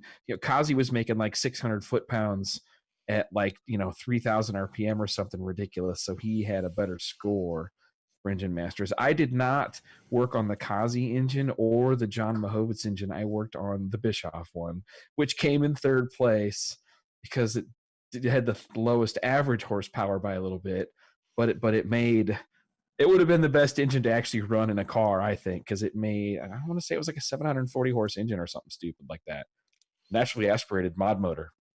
For 32 valve for deal. those of you who don't remember, that was the year that like sort of torqued me off a little bit, because they said, okay, we're going to open it up to mod motors, but they have to be a minimum of 400 cubic inches. Now, So that sucked. Yeah. So yeah, I so think they- where you're they- going with that is I actually worked on So Bischoff, and those guys had told me a few months ahead of time. I was working with Richie maybe 4 or 5 months beforehand, and we were using VCT actuators for Ford Coyotes. The problem was they never could get a Coyote combo to use those heads to 400 cubic inches. That ended up being the problem. They wanted to do the VCT, and they actually did VCT in an LS engine, I think the year after that. But they wanted to do the VCT in the Ford Coyote, and they had me on hand. I had him on the kitchen table actuating. He had actually built custom actuators that gave you more leverage, so you could have cams that required bigger valve springs, wouldn't fight with or screw up the actuators. The actuators had more authority. They had customized a set of actuators. yeah, and because I they all tested work for on them. a static oil pressure level, and they only will Mhm. exert so much force. And the valve Yeah, so springs you give exert it more surface area, I guess is what they did, and it to push on for the given pounds per square inch, and it gave it more leverage to hold it in place. Never got to run that though, because they couldn't get a Coyote to go 400 cubic inches. Yeah, because they had to put deck spacers on them in order to get to that. It was the most absurd thing in the history but of I'll the tell you world. this, Tony's God, we were looking at that data a few weeks ago. We made something like 90 pulls on his mod motor and did not have to make a single valve adjustment or anything. They degreed the cams a couple times, and sometimes that took a long time to get right. Like it'd take him a half hour to redegree them on the engine dyno sometimes, and it was hard to do, like to get right, to get perfect. And but that was the only complaint. If you weren't having to degree the cams manually all the time, it was an interesting engine to work on. It was a screamer. They should have let him spin higher, but it's but in the end, I think Mahovitz probably had the best combo, and he was gonna win it, and then something happened. I don't remember. No, there then was John some Kazi figured out something to do with how you measure temperature in the ventilation. dyno cell, but I'm not saying anything Yeah. about anybody. No. Allegedly, let me explain that. Allegedly, he was pretty smart. Allegedly, what was going on, and maybe it wasn't figured out. I don't think it was cheating or anything bad, but so if you open the throttles of the engine, which I knew this, I had been doing this trick a few years, but you open the throttles in the engine between pulls when it's shut off, lets the heat out of the intake quicker and the heat out of the whole engine a lot quicker when the throttles are open, and especially upward facing throttles. Well, some of the teams figured out that if you did that, it would and left the inlet tube on the engine, it would heat up the sensor up in the ceiling, which is the wrong place for the air temp sensor, but it was more convenient for the school, for their dyno rooms to be doing that, and it wasn't critical for them, but you really want the temp sensor right there at the throttle body. Anyway, it was getting heat up in this giant plenum, and it would heat the sensor. The sensor would give them an overestimate of the actual power they were making, because they were consuming cooler air than the sensor implied, or than the sensor was. So the immersed in. corrections the correction were giving them the factor- benefit. Yeah. Yes, correction factor was thrown off, and they'd get a sizable percentage, enough that people were complaining. And the guys at the facility were like, we didn't really have a rule for it, and if we give you the option of telling us how you want to configure the dyno, everybody has that option. So, well, my thought was good on them for figuring that out, whatever, and bad on the dyno for not being super consistent. But yeah, the 4-valve engine master stuff was pretty cool. Greg Schmidt, if I knew more about that build, I could talk about it. I'm sure there's some articles online about the 4 valves, the BES, John Mahovitz, and John Kazi built. Yeah, actually, the actual coverage in the magazines, and then if you do research on hotrod.com, you can actually get more details about when they did the disassembly and the things that they were able to look at, which is pretty comprehensive, because they always tear That's down the what's winners cool. and do all The that. old So that engine stuff is masters. out there on hotrod.com. Now, I noticed there were some questions about Big Stuff 3 version 4. Stuff 4. Yeah. So, is it call it Big Big Stuff Stuff 4. 3 version 4? I Big think it's Stuff BS3 4, version something. I'm not sure what he's calling Dude, it. I'm downloading it all right now. It's the same thing, but it's all done in EFI Analytics and Megalog Viewer now. It's Tuner Studio. Yeah, but that's the Big Stuff 3 one. I guess it's the same. I mean, it probably looks the same. It's just got way more comprehensive controls. So I Big don't Stuff know 4 much else is about it. actually a dumbed down version of MS3 Pro running Tuner Studio? No, they're just using Tuner Studio software to communicate with it from the laptop. Because Tuner Studio, as it turns out, is a very open, easy to use platform to write user interfaces for. If you don't want to spend a lot of time or money with a user interface, you work with those guys, and very cheaply you set your ECU up to communicate with their already developed app. Because it's quasi open source. Yes? No? Sort of. Yeah, Sort it's of, not really yeah. open source. It's not GNU open source or Yeah, anymore. I get it. That's why I said quasi, but It's a reasonable fee to license their software. well, that got interesting. No, Evans, you need to check out Big Stuff 4, dude, before you say that. It's got like provisions for closed loop combustion pressure sensors. It's actually not, I don't, I'm sure the firmware is still going through some development phases, but it's just brand new. All I know is our Coyote swapped 1999 Cobra. We picked up 8 seconds a lap by swapping a stock Gen 3 Coyote in for the 4.6 that was in it before. And Brian at least will appreciate what it takes to pick up 8 seconds a lap in traffic. Yeah, I don't care how long your lap time is. That's impressive. Yeah, that's huge. Or That's something moving else. if you're picking up 8 seconds. Wow. Yeah. A lap at what? Some kind of road racing event? Are we talking about? Yeah, at What are you Button talking Willow. about? Yeah, so we've got it. Okay. Yeah, 8 seconds at Button Willow is Yeah. So this is our shorthand, our project at Big Hat Racing called Coyote Cobra, which is just a dead stock 2018 Mustang GT motor swapped into a 99 Mustang Cobra chassis, which that original motor with the little minor stuff that it had with better exhaust and a couple of things, no cats, made 300 of the tire, which I always thought was like, I never thought the thing would make 300 of the tire. And then the other night, the stock Coyote motor on a similar DynoJet dyno made 475 to the tire. So we have made improvements. Unfortunately, with the incoming administration, this may be the golden age of performance and horsepower. So for you guys that are thinking about pulling the trigger on something, now might just be the time. Do it now. In 30 years, it's going to be like Red Barchetta, the Rush song. Oh, God, yes. It's coming in our lifetime. That sucks. Neil Peart was a goddamn future teller. Yeah, those lyrics. Absolutely. He was big on the Ayn Rand stuff. So, Atlas Shrugged. Hard read, man. I tried reading that. Man, my dad was big on those. I read all of this. That's awesome, and I have respect for someone who plows through something like that. No, it's in my living room right now. I thought I had a bookshelf in here, but.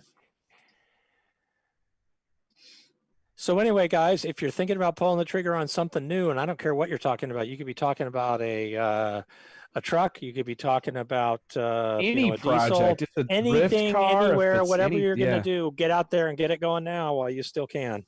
Yeah, while you're still allowed to. Yeah. We were talking about the shop today. I think Bill, you brought up about FMVSS, and technically the way it's written right now, that even doing any suspension work is technically a violation of that. Oh God, yeah. If you've actually read through the FMVSS, that's Federal Motor Vehicle Safety Standards. And for those of you who might possibly care about this, about to get boring, that says that if you're an aftermarket manufacturer and you're modifying cars, then you have to go through a very expensive instrumented testing to prove that anything that you're doing to suspension of a car does not affect negatively the stability of the car versus its stock thing. So number one place this shows up is in lifted leveled trucks and all that, but it also applies equally to sedans and cars. And go ahead. I said one of the arguments that could go as far as changing your wheel and tire size. It affects your traction control and your stability control. And the way FMVSS is written right now, that could be a violation. That's correct. Yeah, unless you go out and do the instrumented testing to show that it has not negatively impacted that. So the bottom line is a larger, stickier wheel and tire package at the same ride height and the other stuff is probably not going to get you into trouble. But again, it's the guys. You suddenly increase spring rates, and so roll centers change, or something else happens that could take you outside the window of what was approved for the original car. So an awful lot of manufacturers right now are sort of dancing around this. A few people have done it, but an individual certification for like a lift kit on a truck is based on a particular wheel and tire package. And if you've looked at any of the videos online for that, you will notice that most of those trucks are running a wheel and tire package that increases the offset and actually moves the wheel and tires well outside the fender, because that's a way to cheat the stability thing in terms of what the dynamics of the vehicle do. So we're up against something that, should they decide to go to a stricter enforcement regime, which could happen under the new administration, it could be difficult. Yeah. That's going to come down to the same thing that happened with some of the other tuning stuff, that at some point shops could wind up on the negative side of that, fine wise and stuff like that. Well, let's go to this next question here. There's a good question that Doug Sandweg started off, and our buddy Fleck is going back and forth. Pretty good discussion. He says, on a Turbo LS, considering going to one of the high ram intercoolers like the 417 or the Shira Fab, do you run a regular GM IAT sensor directly in the lower intake, or would one of those fast response IATs be needed? Any other considerations to be aware of? Pump E85 for now, might also switch to C16. I've run them in the lower intake runner. And I think the big issue is that they heat soak after they sit there. When you shut the engine off with the hood down in a hot day, that sensor will suddenly start reading like 170 degrees. When you go to start it up, you might have some weirdness until some air gets flowing and cools off that sensor, or you have to tune around that. But and that doesn't have to do with the response time either necessarily. That's the just this heat soak nature of it. So I don't know if the fast response is that big of a deal or not. It'll come back down quicker, but I don't think it would be a street application. Maybe stoplight to stoplight, heat soaking at stoplights gets real funky. But in a race application where you can properly get enough air moving over it to keep it from heat soaking, probably not as big a deal. Put it this way, I've been able to tune around that and never had to use the fast response sensors. I've never ever been at the track and been like, damn it, we'd go faster if I had that fast response sensor. Son of a bitch. You know what I mean? I've never seen anything that backs that up. It's cool to have the quicker responding data. Chris Delgado posts some neat data on that, how fast that the temps are really changing coming out of the compressor. It's like dead proportional to boost, which it should be, because that's what's creating the heat is the compression. But anyway, we run them when some Intron guys are so anal about we're doing throttle mass flow. So like Jeff Gerner's land speed car, we have high temp fast response sensors. We've got pre-turbo sensor, post-turbo, pre-intercooler, post-intercooler, pre-throttle. I think we have like 7 temp sensors on that car because every single thing on it is modeled, including turbine flow. So they run a bunch there. 1480 the tire on a 5.3 with a similar combo. So give you an idea, I run a standard GM sensor. I don't care about the fast response. I always run them in the back of the plenum down low, because if you pre-cool the intercooler like most of us are going to do, especially in a humid situation, as much sweat as you get on the outside of the intercooler also forms on the inside, and that sensor will get covered in 30-degree water, and it makes for some startup tables and some startup in the pit that'll make for some really fun times. So I tend to get them out of the runner and in the back of the plenum where they can't get wet. And that typically tends to lead more direct on the startup tables and not cause me to have problems when I'm firing the car up. They will spit water when you fire them up, though, if you get them really cold in the staging lanes. Do any of you guys measure pre-post on those in the manifold coolers just to kind of see what it's doing? Hell yes. Yeah, I did all the data for Blake back in the day. I've got probably 50, 60 runs pre and post. Yeah, and at Blake's class, we actually did this on Nick Talafiero's dyno. The first class we did at Blake's was outstanding. They had that thing rigged with pre and post temps and pressure. Same thing with Barry Cook's truck at James Short's class. Barry Cook was a sensor freak, and he had pre and post pressures and temps. He's kind of a wiring guru, so he had all the inputs filled up on that thing. And both of them, in both cases, we were showing both cases we were very able to control the inlet air temps and the water temps in the intercooler and they stayed locked with each other, much like dome pressure and boost pressure stay locked, right? And so or they stay proportional to each other. And in each case, we were like right around 1 3/4 wheel horsepower per degree we could reduce on a dyno pole. On a short dyno pole, that would be maybe like an 1/8 mile run at the best. I think the differences would pan out less towards the end of the run as the heat built up, because those type of intercoolers, they build up heat. They're meant for short hits, but they're great for short hits. But yeah, Bill's asking if we can get Blake on here again. Yeah, we totally could. Or Ron Shearer, or both of them actually would be cool. I'm pulling up the last run we made with the intercooler. We were 112 degrees ambient because Florida. 296 degree compressor outlet temp. At the end of a 490 pass, we were 78 degrees IAT in the manifold. So we're 30 some odd degrees below ambient temp in the intake manifold. Yeah. So you're sucking the temps down. Yeah. Back at the intake works best. Rich Mayhew. Good call. He would know. I like him. Yep.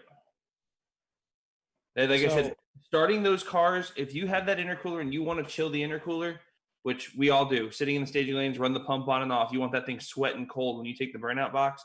And that fire up in the staging lanes, when that thing's been dripping water down the inside of the intake runners for the last 35, 40 minutes in the staging lanes, it'll teach you startup tables real fast, because she'll spit and she'll pop, and she's literally cranking water through the motor on the first crank, and it makes for some interesting times. Jerry's asking, speaking about sensors, are any of you running humidity sensors? And if so, how are you implementing the math channels to compensate for sensor environmental temp changes? So I know of one, it's a level NHRA pro stock car, a couple guys.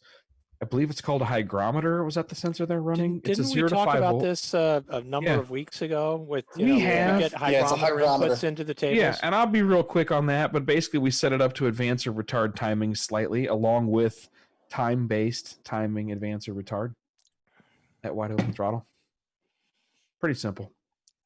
So I guess the real question is, are we doing that via some sort of a sensor input, and it automatically does the table adjustment based on the amount of water grains? Or yeah, it's just like a flex fuel sensor, exactly like, except it's not a frequency input, but same deal. You set up an offset for it, and it's not much, but the water grains is what they're going after.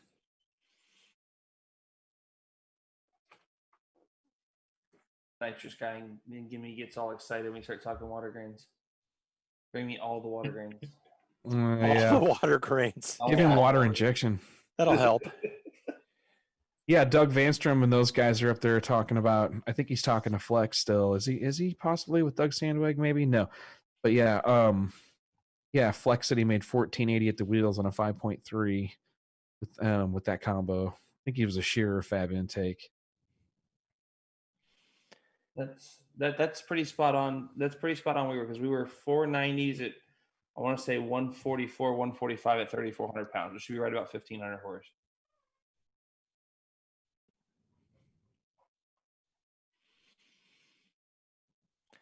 Is this a time for us to divert ever so gently into the whole conversation about water meth injection one more time? I realize we've covered that ad nauseum. I just want to remind people that if you're running an NA car and you don't have fuel problems like the detonation, water meth injection or meth injection is not going to help you at all. It's likely to slow the car down. That's our experience. I don't know what you guys think. Again, I'm talking NA. Yeah, Evans has. I mean, it's there to fix octane problems. It's there to fix octane issues. So, but if it can be there to band-aid octane issues till you find out which cylinder it didn't fix it on. Right. Yeah. That's what I tell people. Distribution issues is what sucks about that. Yes. So the big thing I found from a bunch of cars that I've tuned that had it on it, is usually a distribution issues where you run into. And if you can get it all to evaporate before it gets into the manifold, it helps a lot. And that's kind of the key, is only putting in enough so that it no longer has physical liquid when it reaches the intake. Which tends to be about 10 to 15% of your total fuel volume at that point, which you can do the math and calculate what your duty cycle is, and then you can do the math and figure out from your your pump or your duty cycle of a solenoid to figure out exactly how much water meth you're spraying, and you can match it up appropriately to keep it kind of in the ballpark. You can notice it on the dyno because you'll see a weird drop off when you get to the point where it's starting to stay liquid, because that liquid doesn't want to make power. It'll kind of like, you'll see the air temperature flatline, and that basically means it's not pulling anything else out, so don't put any more in.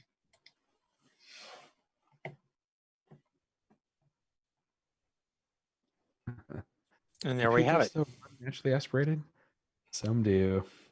It's the flathead of aspiration types.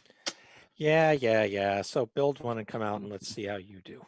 I hear you. I know. There's Some the of us still classic have answer. class rules. Yeah, No, well, I know. exactly. I mean, I helped Bill out, and I've worked on McIntyre's car for years, and that I know the NA world on the street stuff. Scotty McDonald just joined us tonight. What's up? Actually, my wife and I just realized that my Time Attack, my Miata, is our only non-turbo car on the property. Huh. Right? And she looks at me, and her first response is like, "So when are you going to turbo it?" Is like, "Well, that sounds like permission now." Oh, that's what I just heard. That's definitely permission. But I mean, as long as you're going to do that, why not do an LS swap with the turbo and make it really entertaining? Oh, man. An SR20 in the Miata sounds way cooler. I'm not going to lie. Yeah, I mean, to be honest, I've driven LS swapped Miatas, and they are a lot of fun, but they drive exactly like you would expect them to, which is why I got rid of my LS Turbo RX-7. So I've been there. I had the better chassis version of it, and it still had some issues. So K-swapped, really, if you're going to four-cylinder swap something, K-Series, Honda K-Series, it's hard to argue against. Is anybody doing those, the Ford four-cylinder, whatever they call that stupid little EcoBoost? They put EcoBoost? Mustangs into things? The Freako Boost. We're building a Mark II Escort. For those of you familiar with it, the Cosworth Escort's the non-US rally car, basically. We're building one of those with a 2.3 EcoBoost. It was actually the Focus board up to a 2.3. I started to build a 2.3 Mustang EcoBoost Datsun 280Z with a buddy of mine.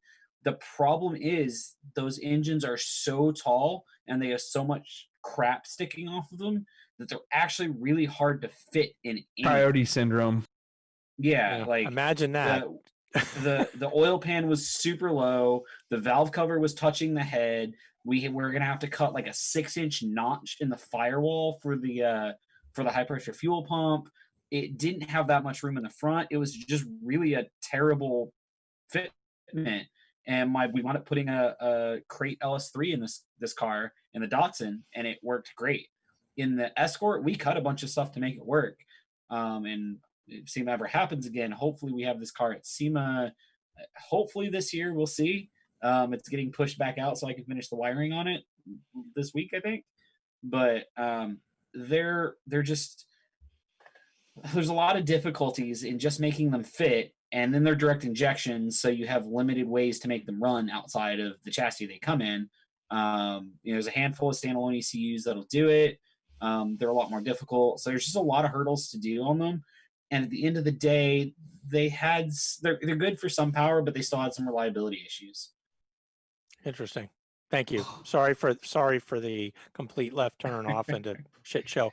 It seems apparent to me that we need to have a show and get Blake on here from 417 and Shearer and to talk about these intercoolers and the manifolds. Proper application with those intercoolers. Yeah, the proper there's some application, chats. what they do and what they don't do, because there's obviously a great deal of religion out there around this.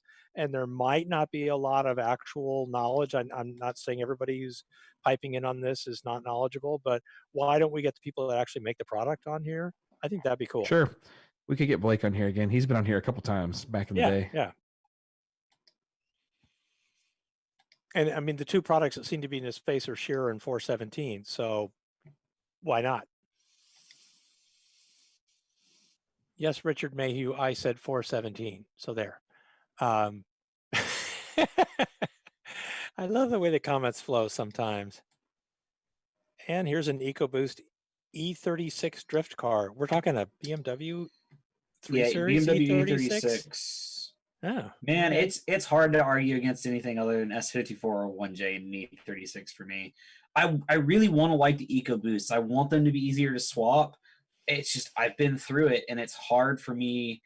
It's like 1UZ swapping anything for those guys that know that. It's a Toyota V8 that you're damn lucky to make 300 and 350 horsepower on, that is heavy and hard to fit. It just seems like a lot of money and headache to not get a lot. They're different. It's cool.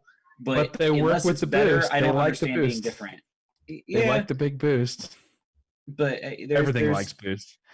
yeah, a Honda K series likes boost, so they're neat and like I like the idea and I appreciate the builds. I have a hard time getting excited about them because it's a lot of effort for not a lot of difference. Like the whole being different to me, if it's different and fast and cool and has a bunch of advantages, that's awesome. But it's like guys that swap in a 1UZ instead of an LS because I got to be different. Everyone does an LS. Well, that's cool. You spent the same amount of money and put a shitty engine in that makes less power. Yeah, the other thing we found with the Gen 3 Coyote swap is there's no way you get around having the direct injection pump and all that stuff and the extra plumbing and the noise. Not that noise really matters, but it's just it makes for an ugly install. I'm sorry, it just is. It's hard homely. to do them clean. Yeah. I will say Douglas Vanstorm just said need more Barra powered cars in the US. I 100% support that. I think we're Barra swapping a Pontiac G8 recently or soon. My buddy that LS swapped his Mustang decided he needed to put a Ford engine in his Pontiac. So we decided we'd put a Barra in it. So we're trying to get our hands on a Barra to build a Barra. Pontiac crowd's not going to know how to take that one. I might have a the source Mustang for crowd you. doesn't like us already. So we just I swear I talked to him. I was like, Shane, does every decision you make partially influenced by how much it will piss off the internet? And he just looks at me, laughs, and says entirely influenced by how much it's going to piss off the internet. So our buddy Pete Nichols from Hughes Transmission and Converters, who was on some months ago, had one of the cooler Barra projects in a 63 Fairlane. And I'm a little sad.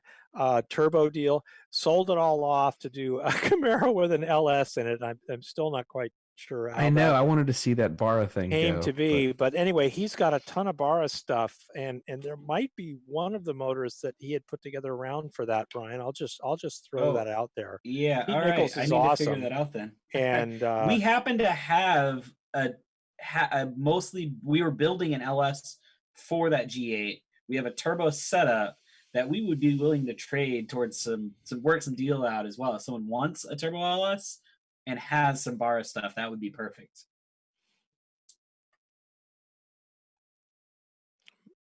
Mike, what Doug are you replying to? The one earlier where they were talking back and forth about the air-to-water intercoolers and how far his stock block will go. And he asked if 1,400 horse was done stock block, and I said, actually, we did it stock bottom end. So yeah, it was stock block, stock crank, stock rods. Yeah, I just saw the reply to a Doug, and I wasn't sure which Doug it was. So anyway, never mind. James's wife is logged in here. Either that or he's on her phone or computer or something. But Angel Short's on here. Congrats, Angel. You're the only girl listening to our show. Yay! 82 guys and one.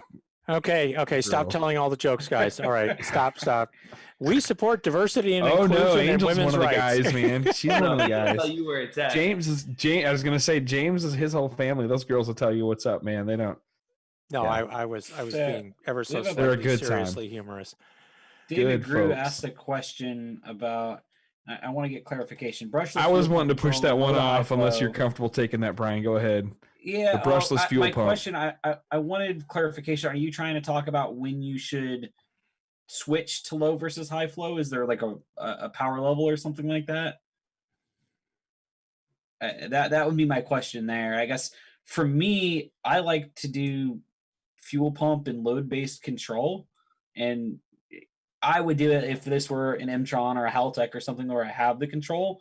I would have it based on both fuel pressure, have a minimum fuel pressure target, and then every car is going to be a little bit different. But I would roughly know, when do I need, there's some math, you can say how much pump do I need to support a certain amount of flow. And I would do those two and stage the pumps that way. But I almost always have a backup that if fuel pressure is below my minimum, keep turning on stages of pumps until I hit my target. And if I never hit it, throw an error. Well, the beauty of the brushless pumps is since they operate, I'm going to use a word out of context here, infinitely variable, but the point is in between their low point and their max point, you can control the input, and you don't do it with a controller, you do it with ECU input.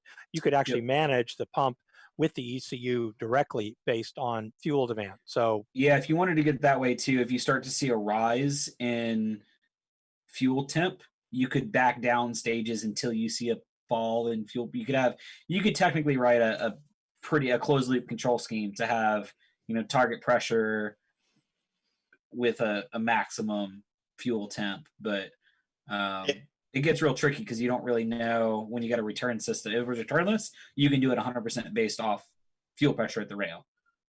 If it's not, then you've got some return, and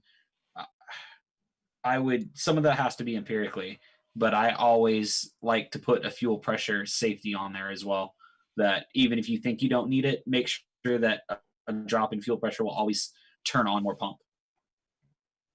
which means we need to have Jeff Stacy or somebody from Aeromotive or somebody back on here again. That's talk what I about, thought too. Yeah, it's time to get it's time to get on the brushless control stuff, because they've worked on some new controllers too that are taking PWM inputs from Holly. I don't think they're out yet. I think they're coming in the spring.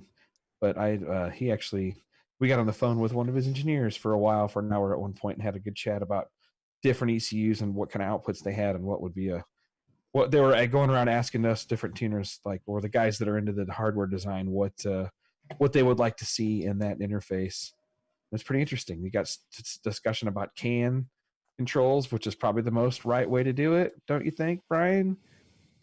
CAN comms? Yeah, and that's anytime you can leave I/O open on your ECU, like CAN everything, in my opinion. But then Jason over here was telling me that CAN had a 1.5 meter stub limit on the wiring. I didn't realize it had length limits. There's a bunch of I've had this argument. A lot of guys will say 1.5 meter, and before you need a CAN hub and a booster, there's a limit, and a lot of that is depending on how much stuff you're sending over CAN. I've definitely violated that on more than a couple occasions. If you're maxing out CAN, you're definitely going to see an issue. And if you're talking, a train, for example, this CAN conversation started a huge discussion. I now know way more about train brakes than I ever wanted to. Train brakes are actually all CAN controlled, node to node. It's a big loop across the whole train, but they have a booster in each car because if you think about how big a train is, you're going to get some packet loss. Signal amplifier. There comes a point where it is an issue, and if we start doing every single sensor on CAN, you're probably going to need to do something. But for most of us, if you're talking, I run a PDM in the front of the car and a PDM in the back of the car and CAN between them, I haven't really had a big enough issue to be concerned about it. He's swinging that CAN around. Listen to that. The drag guys are like, I got VNet. I got 2 sensors on my CAN bus. It's like, no, these guys have like whole systems talking to each other over CAN. I mean, how do you think you use an AM 4-channel wideband on an M-Tron with an AIM dash and all CAN bus. It's nice to be able to grab anything and make it work together. We're experimenting with CAN a little bit here because there are implementations for it, and even the Speeduino and the Arduino firmware there, and it's interesting. So we're looking at maybe some data logging and tracking some stuff over the CAN bus. Thought that was pretty cool. What else we got before we wrap it up? For integration, and it's something I'm trying to do more on my car, but we do it on BMWs where we have a CAN emulator that interfaces the stock ABS on an E46, and you can put an M-Tron package in there and still have all your ABS, your dash, all your calculators work. All that stuff. That's becoming the challenge on integration with stuff. Did I hear the phrase CAN emulator? Is that what I just heard? I guess CAN. Yeah, I guess it's so. CAN repeater. Yeah, it's a CAN translator And slash translator, better term. emulator. So some of it has to like it's. I've talked with James about this. I mentioned this before. I've made Haltech normally has a really closed CAN bus. I've made ECU Masters products look like Haltech CAN expanders. So you have to emulate part of it because it's a dummy signal that says, "Hey, I'm this device." It's actually not that device. And then you need to send some CAN data over for it to work as well. So it's just a CAN device that sends the right messages out, and part of it just is a blank message that says like, "Hey, I'm a BMW computer," and it's not. But the CAN messages need to see that to work properly, and then the rest of the data comes through. All right.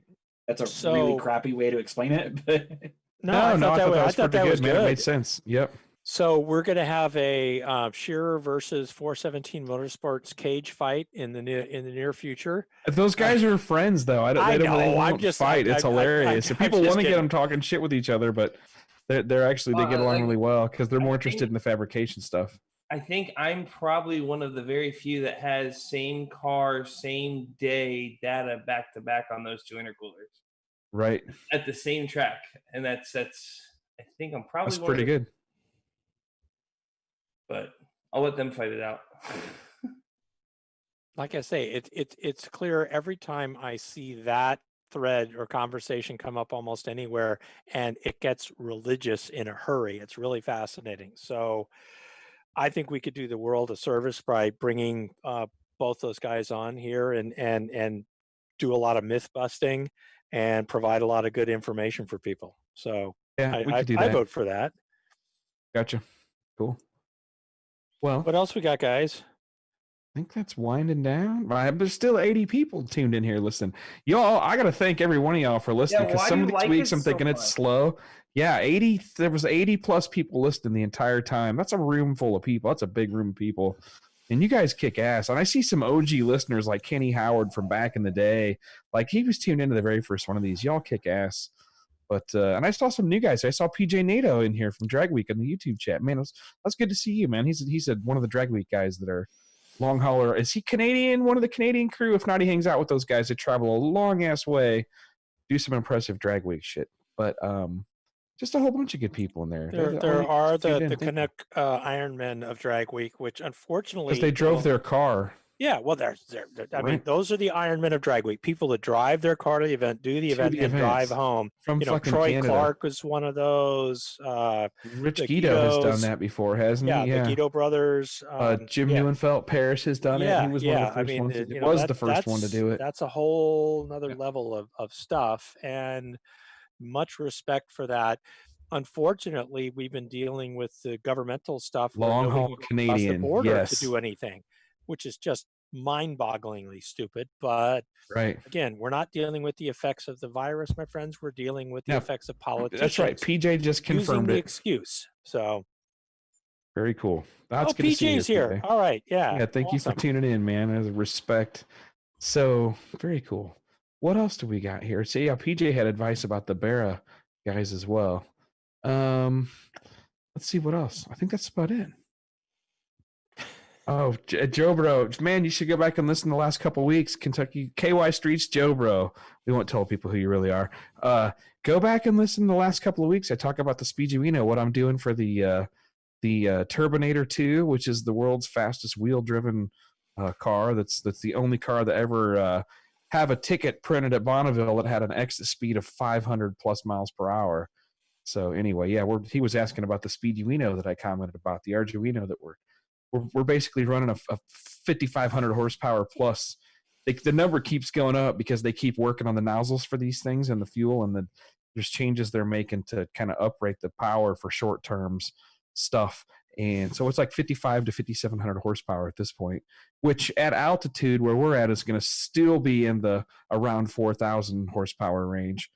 But so those are sea level power output numbers. Yeah, those are sea level numbers, which they're serious about. Yep. Really, in the end, we can make about as much power as they should make in the big block Duttweiler motors.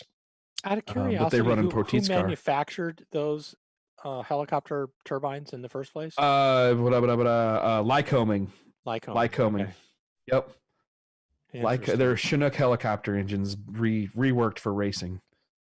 But Scott McDonald, can we talk VPS for Holly next time? Probably not PJ tonight. says he's been listening since episode 1. That's awesome. That's awesome. That's very cool. It's hard to tell. It certainly was for a long time on here. Official podcast of Drag Week long hauls. God knows, yes. We are home for Drag Week crazy since the very first year of Drag Week too. The guys on this group have been doing that. So and sadly, there's discussions now out there about whether there's going to be any more Drag Weeks, and the answer is no.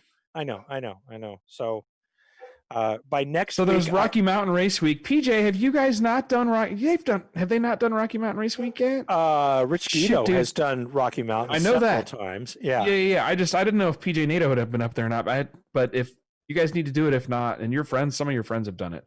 They were there. Anyway. A bunch of those guys were supposed to be down for the last ones and couldn't get across the border. So that's right. I was bummed because I was looking forward to seeing those guys. I went to Rocky Mountain 1, not 2. But, it'll be what it'll be. But, by next week, I should have some insider information on what the status of Drag Week is, which we will share with our listeners. Bobby Parks has been listening since the first episode. Dude, he just posted. Did you guys, go click on Bobby Parks and see if he's got any friends left over to add slots to you. But go look at the story about Bobby Parks at the... what was the event? I keep calling it Cash at the Creek. That's not the event that it was that they were at, but was it Dig or Die? Yeah, Dig or Die Christmas Clash at Rockingham. Bobby Parks, what a good story, dude. Holy shit. He ended up going rounds. And it was cool because it happened to be one of those things where I was at home and he's posted on Facebook. He's like, thank the Lord. I just went to first round. And he'd been having some rough bullshit times in his life. And he's a good dude if you know Bobby. He had an ex crap on him, but just a nice guy. I've known him for a couple years now. And he started going rounds and it was like, holy crap, we're going to go rounds tonight, man. And I don't know, 4 or 5 rounds in, he's like, dude, we just won. Huge event too, because my Facebook feed was full of people running at that event, and it's fun watching those streams when you're friends with 80 or 100 people who are probably at an event. I get those with a lot of people from Florida events when you are doing stuff at Orlando. Like my news feed is just full instantly of people all at the same event, taking their videos or posting up results and whatnot. And you literally can just sit there. It becomes very entertaining to watch that scroll by for a couple hours. And watching you put everybody in the dirt was cool, man. It was fun to watch. So and there's cool pictures of him on his Facebook just with a fat stack of cash. So congrats, Bobby, for winning. So was this the Dig or Die we talked about a week ago? Yes, sir. Yes. Yeah. Yeah, Bobby Parks is a longtime listener, and I've actually logged in. I tried to help him with some stuff, but he had it all set up just fine. He didn't need my help for nothing. He's smart. But good dude. He's a Fuel Tech racer. And just did really good, man. It was fun to watch. I love that. So, that Mike, how was Dig or Die? I mean, I did not make it. We were stuck here in Florida. Oh. I did not make it. Didn't think a streetcar would get it done. I know, Bobby. It just goes to show you that, the big budget guys that he's racing against, he is not a high budget dude. He's just hardworking guy. He makes up for it in time spent and effort and doing his homework. Just you kind of followed him for a couple of years, but it's interesting. I mean, I think he's like, man, I can't believe I won because I know there were projects that had 3 times the amount of crew, 3 times the amount of prep, triple the budget, and still dude went round. So this just goes to show you, don't get discouraged when you aren't able to spend the most money in class on your car. And you certainly don't need to have guys holding your car at the starting line for the hit. I saw a video of that the other day, and I was like, when the fuck did that become a thing? Jesus Christ. Doug Vanstrom, 108 small tire cars at that event. Yeah. Holy crap. Yeah. Silliness.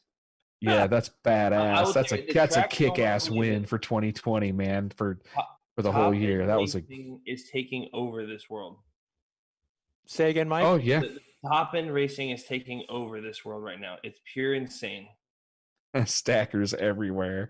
Bobby, are you pulling on an open trailer? Tell me you're pulling in on an open trailer, because that just no, stackers awesome. normally have junior dragsters in them. Yes. Right. Not at that event. No, not at that event. No, that's awesome. Yeah. And that's abusive too, man. That's some So, hardcore Bobby, shit. the Your Jack shit's together. burnout thing and all the drama around the Jack burnout, that's not new. I mean, there were guys at the compounds, and we can't call the word we used to call the race back in the day down in compound. That's been going on since the 80s, and it seems to be making a hard comeback right now and causing quite a bit of crap at some certain racetracks, one of which being Orlando. Give us the backstory on that, please. It's straight a weight thing. There's so much weight in the car to make it work on a no prep that the car physically will push the front tires forward versus do a burnout. So they got to lift the back end up. Yeah, they take the back up on the floor jack, get tires going, and slowly, and then eventually drop the floor jack, and the car will finish the burnout. Bobby's got it enclosed, but it's a wrecked ass, busted old 20-footer. That's awesome. Oh my God, what a good Jack story, dude! burnouts. That was just Jack so burnouts. much That's entertainment. Thank you, Bobby Parks, for spending all your money and time on a car, because it's entertaining as shit to watch you go rounds. It's not entertaining when my camera freaks out. Sorry, everybody. Hold on. Yeah, we're getting. It times out at 30 minutes. It's weird. Stop signal anyway. warning. Yeah, I know. It's my camera. It takes the nicest video, but it's a DSLR camera, and it times out every 30 minutes. But yeah, anyway, back to Bobby. That was pretty hilarious because, again, it's the most exciting or fun Facebook watching is when guys are going rounds, and then you got to check back in 15 minutes later and get an update. All right, how'd Bobby do? Oh my God, he's going rounds. Did that like 4 or 5 times, and then before you know it, there's a picture pops up with him with a fat stack of cash. I'm like, well, son of a bitch, good for him. Woohoo! Yep, congrats. So what else we got? Anybody else asking questions over here?